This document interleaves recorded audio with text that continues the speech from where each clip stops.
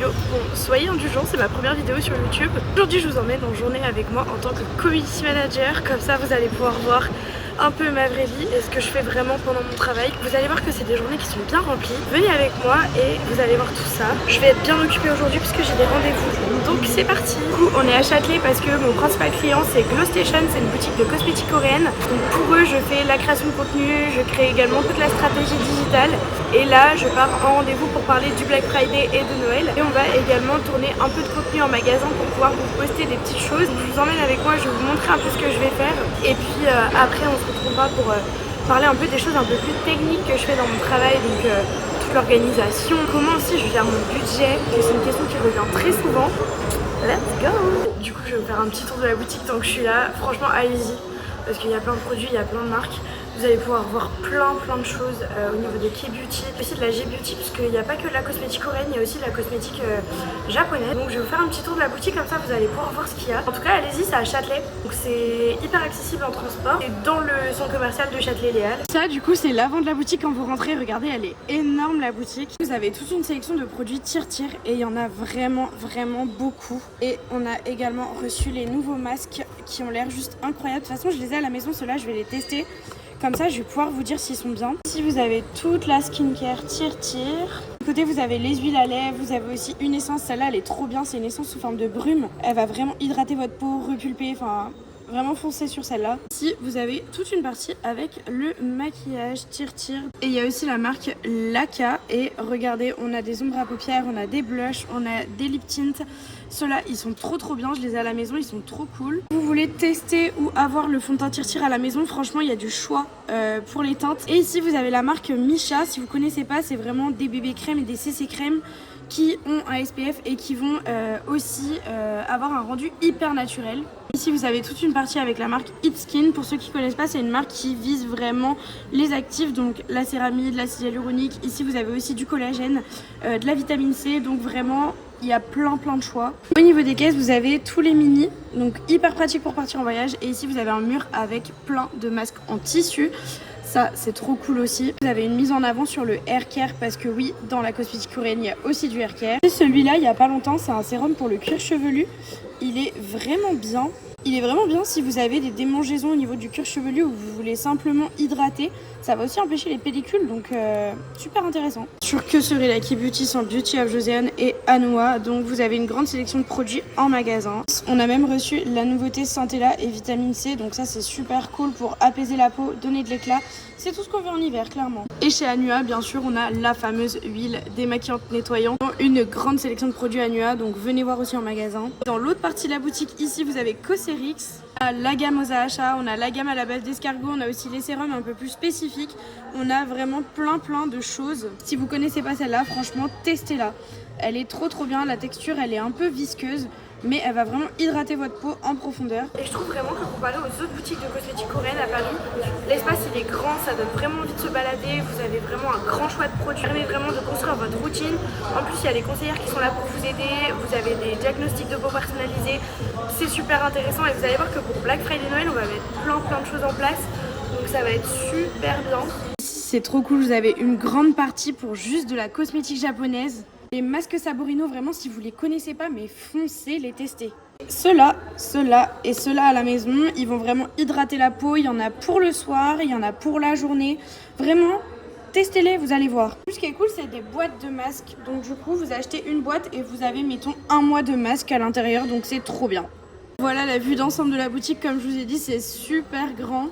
Ici, vous avez la marque Momo Puri avec sa fameuse lotion tonique. Et une fois que j'ai fait le tour du magasin pour voir les ruptures, pour voir les nouveaux produits, pour voir un peu comment le magasin était agencé, je pars sur mon ordinateur pour essayer de construire une stratégie et essayer de planifier au moins un mois de contenu pour être tranquille. Le plus gros du travail vraiment c'est de trouver les idées, de tourner le contenu et aussi d'organiser un peu le feed preview pour essayer d'avoir une certaine concordance sur le feed et que ce soit joli. J'espère que vous êtes bien installés. Comme je vous ai dit, après je prends mon ordinateur et je commence à créer la stratégie. Donc là c'est un gros travail avec Notion et avec mon calendrier pour essayer de construire un planning de com qui est sympa, qui est ludique, qui est engageant aussi pour la communauté.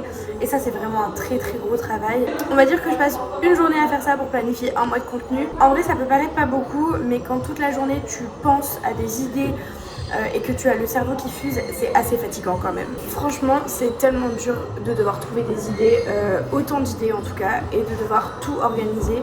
Sachant que de base, je suis une personne organisée, mais qui est toujours un peu dans le bazar. Donc c'est un peu compliqué de se poser, vraiment de poser tout à plat et de se dire ok, là je dois planifier un mois de contenu, un contenu par jour. C'est énorme, c'est énorme. C'est quand même beaucoup de travail. Pour ceux qui pensent que la création de contenu et le community management c'est facile, non, ce n'est pas facile. Énormément de travail, surtout que être sur les écrans tout le temps c'est assez fatigant.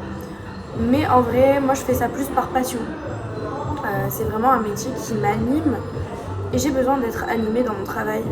Si mon métier ne me fait pas bouger, etc., je vais m'ennuyer. Clairement, je suis une personne qui m'ennuie facilement et beaucoup. J'ai tout le temps besoin d'être dans l'action. Donc ça, le community management, c'est nickel pour ça. Je suis tout le temps dans l'action et je ne m'ennuie jamais. Parce qu'il y a toujours quelque chose à faire. Donc là, dites-vous que j'ai environ 45 contenus à poser sur le papier et à organiser, sachant que il va y avoir des promotions, il va y avoir, je vous tease pas tout, mais il va y avoir beaucoup de choses et il faut que je trouve des contenus qui sont assez engageants pour essayer d'inclure tout ça, toute la stratégie commerciale aussi. Donc c'est beaucoup de travail. Et je sens qu'aujourd'hui va être une journée très compliquée pour mon cerveau. Heureusement que j'ai bien dormi, parce que ça aurait été compliqué. Un gros point aussi que les gens oublient quand t'es community manager ou que tu te lances dans l'influence, c'est la facturation. Franchement, moi j'ai pas de comptable, c'est un peu compliqué à gérer au quotidien parce que je dois tout faire toute seule, notamment pour l'URSSAF, que l'URSSAF, faut faire attention. Franchement, c'est hyper compliqué quand t'as pas de comptable et que tu dois tout faire toi-même, apprendre tout toi-même aussi. C'est une certaine charge mentale parce que tu te dis, si je fais une bêtise, je peux payer très cher dans tous les sens du terme. Donc la facturation aussi c'est quelque chose à prendre en compte, c'est pas quelque chose à prendre à la légère quand t'es community manager. Tu dois vraiment tout faire bien et ça te prend du temps. Moi je sais que je passe une après-midi, voire une journée par mois à gérer ma facturation, à gérer ma compta aussi. Encore une fois parce que j'ai pas de comptable, mais je pense qu'à terme j'investirai dans un comptable. Si quelqu'un est comptable parmi vous, voilà, ça m'aiderait beaucoup. Ne prenez pas ça à la légère, faites-vous aider si vous avez besoin. ChatGPT il dit pas souvent la vérité, donc vraiment faites attention. Ça fait 1 heure que je réfléchis au contenu, je n'ai pas avancé. Voilà, il y a aussi ça quand t'es community manager, c'est que des fois tu n'y arrives pas.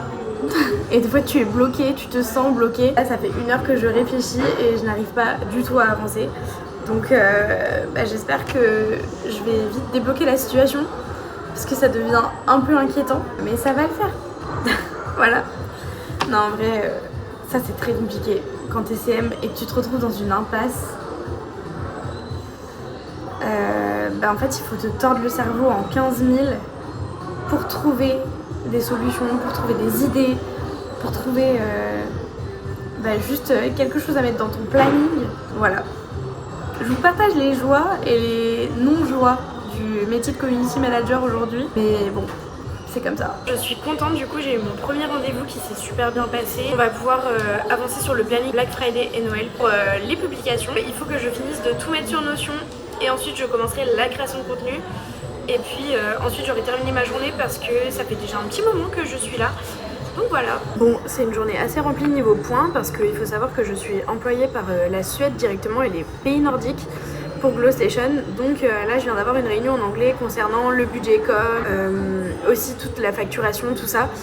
Mais c'est super intéressant parce que tous les jours j'en apprends beaucoup. J'apprends beaucoup de nouvelles choses. Et c'est ce qui me plaît dans ce métier aussi, c'est qu'on est tout le temps en quête d'apprentissage et on a toujours des choses à apprendre. En tout cas, les échanges sont assez faciles parce que je parle très très bien anglais, mais ça aussi, faites attention quand vous choisissez un poste en community management.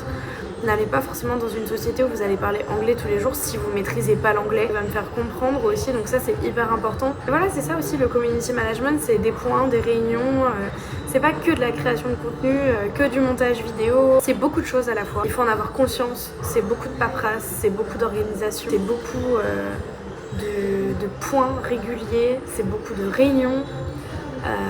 Mais voilà, C'est ce qui fait aussi le métier un peu animant, comme j'ai dit tout à l'heure.